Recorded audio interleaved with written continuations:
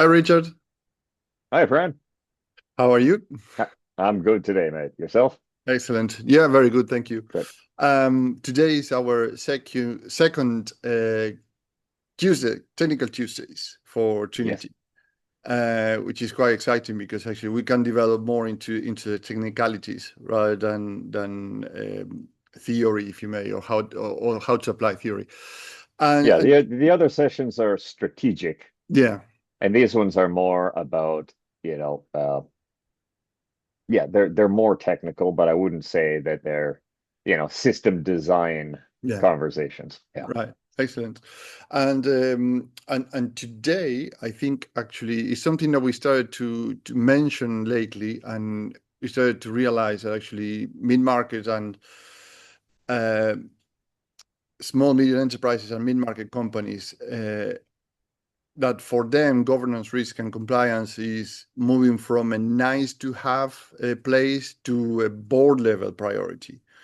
Yeah, yeah. And there's a few reasons for that. Regulations are tightening, customers' trust is harder to earn, and the operational resilience is now a competitive weapon, if you may. We spoke Mm, last week about resilience, growth, and scalability. If you're interested, you yeah. can check it last week. Comment on Technical Tuesdays. And the challenge is keeping with all the complexity without drawing in admin, because actually the things are getting more complicated, are more regulation, more compliance, and people still with their old-fashioned ways to do things, if you may. Yeah. So, what's a big opportunity today is using governance, risk, and compliance as an architecture that drives better decisions, direct resources to what matters most, and turns compliance into a competitive advantage. It's something that we always say that actually is a great opportunity in the market today to uh, uh, break through, let's say, the pack to be one of the leaders in any industry. So Hmm. today we're looking to governance, risk, and compliance through the technical lens, but always the business value in mind. So I guess actually the first question would be, what does governance, risk, compliance actually means? Okay. Let me see if I can put this as succinctly as possible. Yeah, Governance is basically the why, right. the reason we act, right? Based on whether it's strategy, leadership vision, values, priorities, mandates, regulations, that kind of stuff. That's the governance Right, concept, right? It's why are you going to do a thing?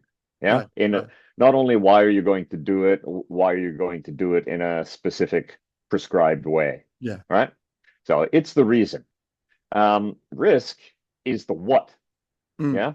The things that could impact our ability to achieve those goals that are driven by governance, right? yeah, Positively or negatively.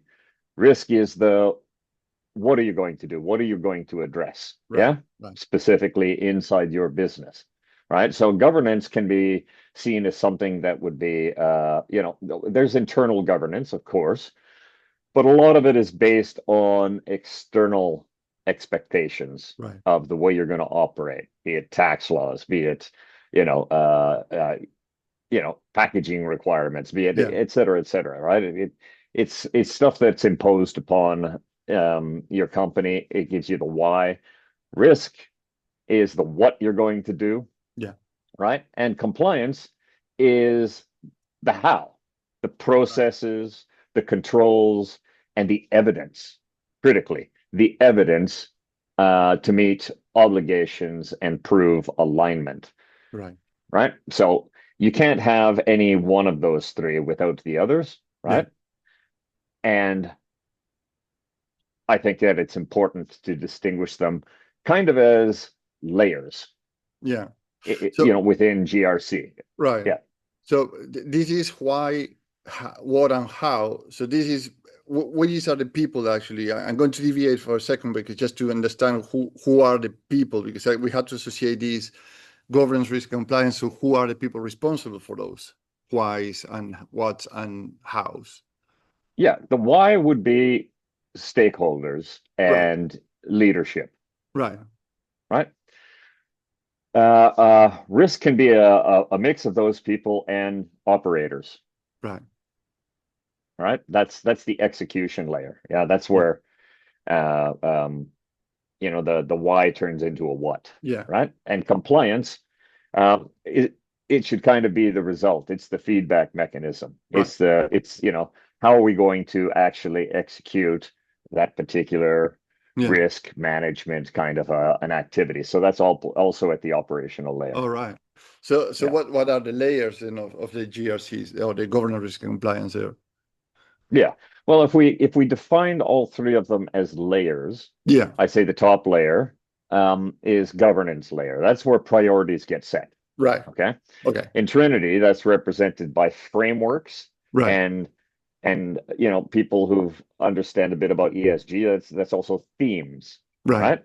Environmental, social, governance. Now we have additional themes in our system, which would be like uh, efficiency and profitability and performance and that Right. kind of stuff. So these are internal strategic groupings, right? Environmental, social, governance, and performance. Together, they define what matters most to an organization. And it Right. doesn't matter how small you are or how large you are, everybody has a governance layer, Yeah. something that's driving the business where priorities get set, right? Yeah. It can be as simple as we want to make profit. Yeah, that is a very clear theme of any business, Yeah. right? Okay.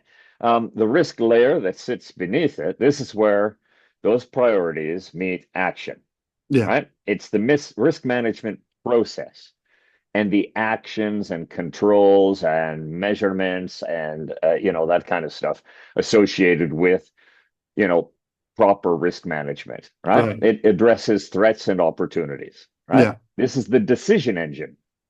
Yeah. It's the core of governance, risk, and compliance. All right. It's, I'd say, the most important one because it's where, these ideas, these priorities get turned into action. And Right. then the compliance layer, this is where proof comes from, right? Right. Data is collected directly from operational activities, Yeah. orders, assets, inspections, metrics, yeah, et cetera, packaging, et cetera, et cetera. So compliance is a byproduct of doing the activity defined in the risk layer, right? Right. It's not an extra burden. Compliance is not an additional thing that you add into the whole thing.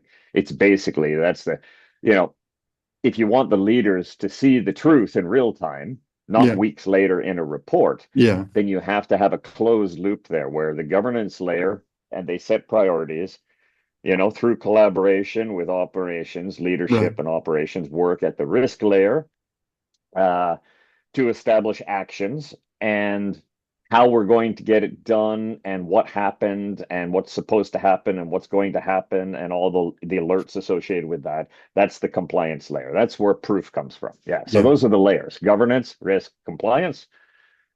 They're indivisible. And when you mentioned that risk management is the core, because we have three layers, but the core is risk management. What you mean? What do you mean with that? So in Well, why is risk basically, management the core?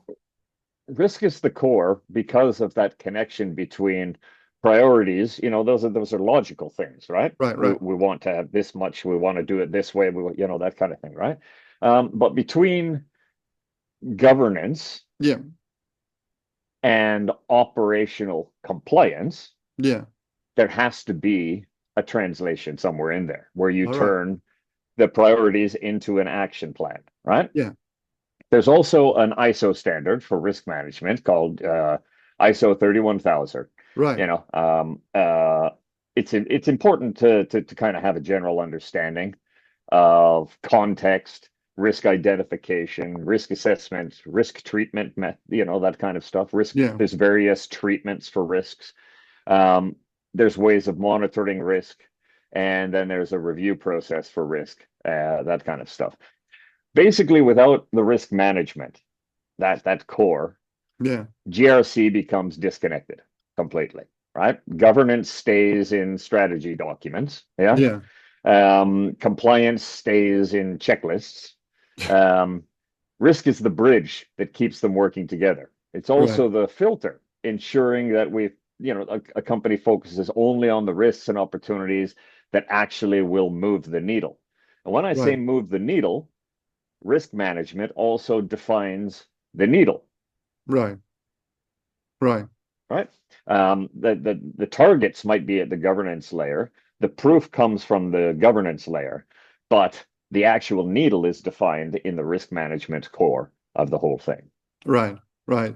And in this translation between governance and operation, um, how does it?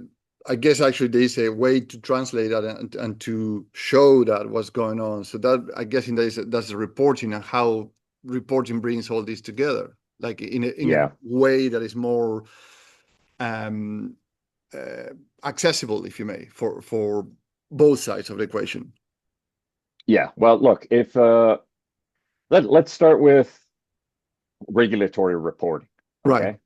Every regulatory framework, whether it's ESRS, APR, ISO, et cetera, those aren't regulatory. That's a best Yeah. practices. But they all have various,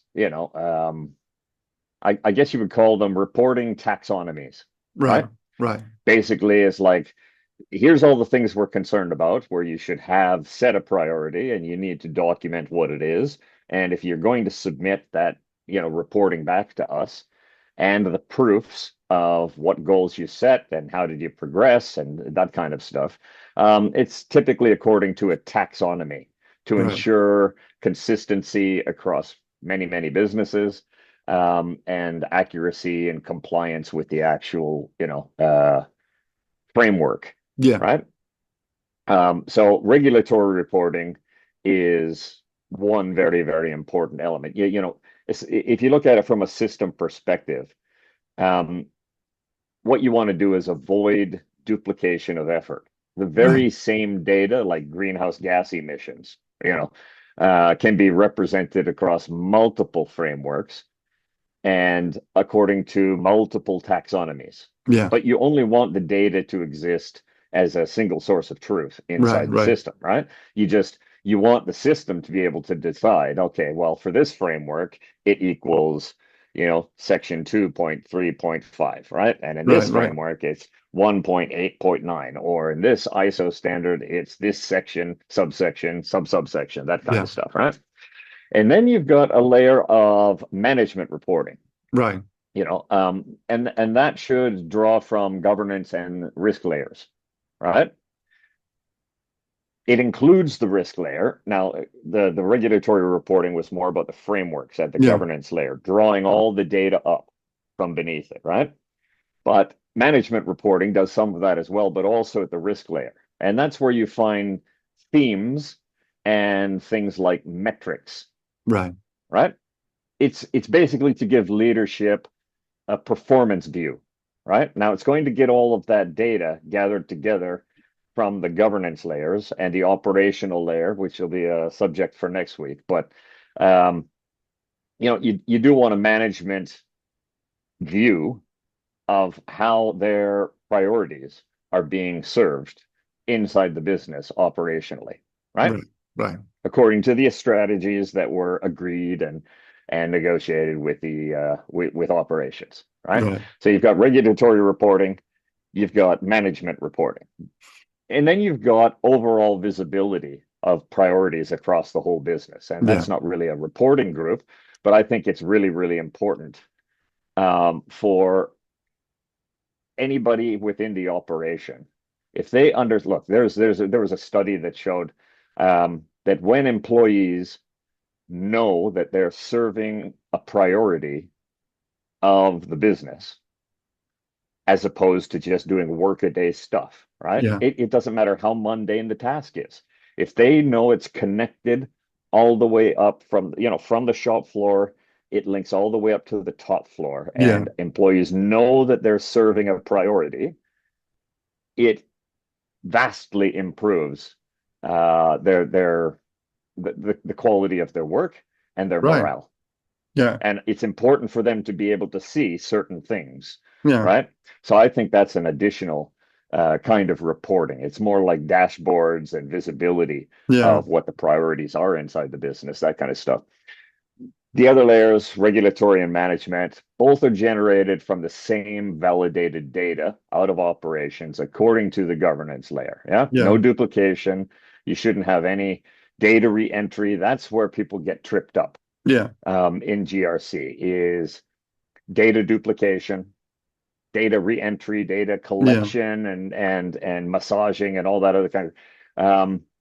You can cut weeks and weeks off of your reporting cycle and give executives clarity um, and certainty, Yeah. and also, communicate priorities to operators if you get that loop, that feedback loop Yeah. correct. Yeah. Correct. So, and it all happens within the GRC layer. Right. No, it's interesting Yeah. what you mentioned, and something I like to highlight because it is true that when people have a better view of what is their function in the whole Mm, organization and what's the contribution downstream and upstream, they are really more engaged because actually it is not an isolated individual doing a repetitive task. Could be mechanical, could be administrative, or whatever is the case. And but they know that they are contributing to something bigger, and that sense of purpose actually lift engagement and commitment and all the things associated with that. I remember because actually once we put a big screen. At the time there were those flat screen, like we have today, but we have a projector on the wall, mm, and I think that was at Q1 2009 when the financial crisis really hit the market. mm. That was one of our best quarters ever. We did 124% over target because the whole company on each department were given the purpose, the people why we existed and how to overcome the difficulties and how each individual will contribute to that. I don't remember hitting that in that particular global market circumstances, and all the when markets are good, is common to hear big achievements, Yeah. but when the things are I going think it's the important. opposite direction.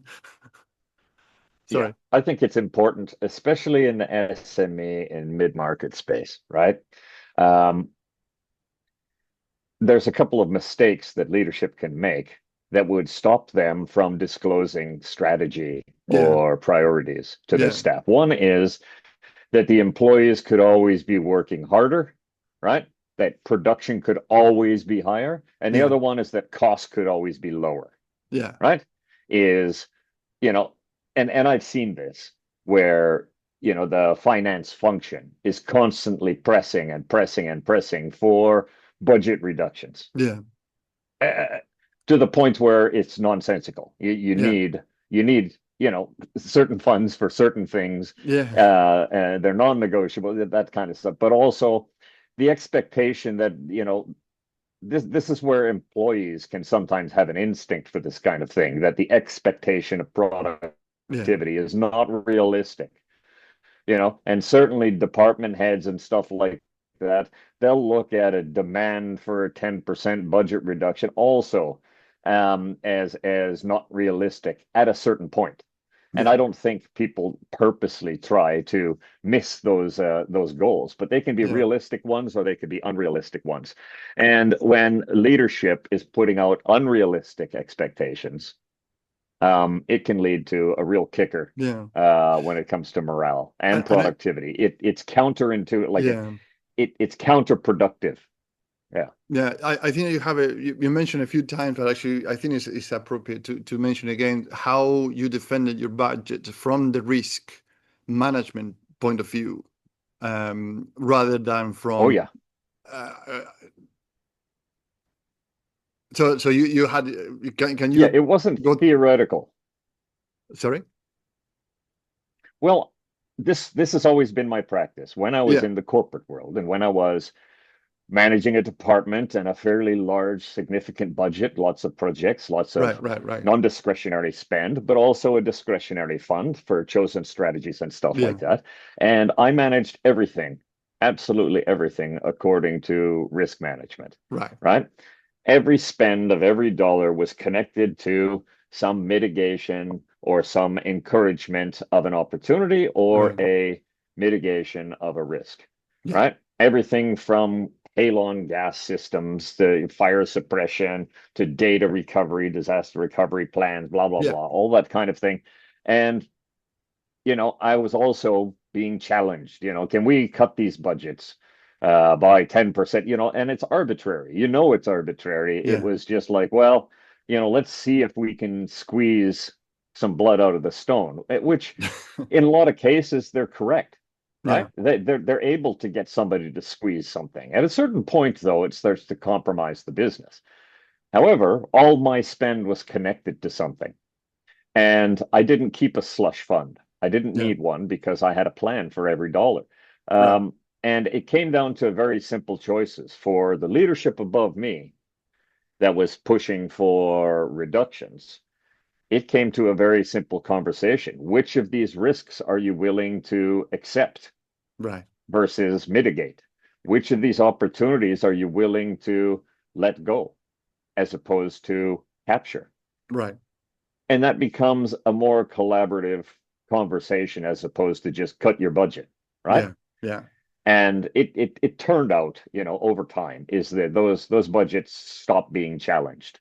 right. Because there's a level of confidence that you give when you have a risk management framework Yeah, and you don't have a slush fund and just hoping, that you don't end up yeah, exceeding it, yeah, and that risk management approach, it basically, not only does it protect the department head, yeah, right? Is somebody is taking ownership of deciding that what you did as part of your job to mitigate a risk is not going to get paid for. Well, I wouldn't have made that decision, yeah, but the people who you work for are free to make that decision, yeah, right? yeah, Regardless of what you think is best. Um, that's golden rule kind of stuff, right? yeah, However, that never actually happened. In reality, everybody just wanted to know that I knew what I was doing. And yeah. risk management is how you can prove that. So it's Exactly. Yeah, excellent for leadership to facilitate risk management conversations yeah, with department heads, especially. And it's awesome for department heads to adopt that as a way of running projects, departments, all budgets, et cetera, et cetera. yeah. Yeah, Wonderful. Yeah, no, I think that the example is a real example in real life is astonishing because it shows that actually having not the risk management as a in a binder, rather as a part of the operational process, also is tied to the budget. Also, something that we spoke last week: how you scale, how you grow, how you be resilient. How all is tied up into these risk management positions. everything. Yeah. So how would you, or what is the final thought you would say on what is governance, risk, and compliance for today's conversation? What's key is that GRC is the architecture of trust Right. in an organization, right? Governance gives clarity of purpose, Yeah. risk gives clarity of exposure, Yeah. and compliance gives clarity of proof, Yeah. right? And it's important for our listeners to understand that when all three layers work together, you replace reaction with readiness, Right. you replace confusion with confidence, and you replace silos with a connected and resilient organization, Right. Right. right? That's why in Trinity, every object, link, and report is designed to keep those layers in balance. So Yeah. GRC becomes a competitive advantage, Right. not a compliance burden. Yeah. GRC, when executed correctly, is absolutely without a doubt a competitive advantage, right? Yeah. And here's the business kicker. Like, our product, Trinity's architecture, our master data, and the linkages between strategy and operations, it basically takes the place of about 80% of typical consulting expenses because it's designed to deliver that GRC clarity and alignment Right. without the endless external workshops and Yeah. spreadsheets, Yeah. right? So I would say, just as a final thought, the real value of GRC is not in having more controls. That's Right. not its purpose. It's in having the right controls Right. driven by a clear strategy, validated by real data, and focused on the risks that matter to that particular organization. Right. In our product, we designed it specifically for this purpose. All those dots are already connected, and the picture will always be clear for our customers. Right. Fantastic. Well, I think there is nothing else to add here today. Well, it depends on the case of every organization based on this conversation today that Well, we I can. would challenge any business. Yeah. Are you not doing it already anyway? You know, you're already setting priorities. You're already identifying threats Yeah. and opportunities. That's what business is threats and opportunities. It's the Yeah. whole thing. Yeah. Why you wouldn't have a system that is deeply integrated with operational execution? It doesn't make any sense to me. Yeah. No. Okay. Fantastic. Well, I think that we can wrap up for today. Thank you very much again, because this is very clear that actually governance risk compliance is only the why, what, and how, and also the layers that imply this, and how that pretty much is translate the operation with the strategy as a core integration, and the reporting as a amalgamating all the translation of these two areas from strategy to operation. And thank you very much, Richard. Absolutely fantastic call today. Great, Brian. Thanks for your time. Yeah, thank you. Bye bye. Bye bye.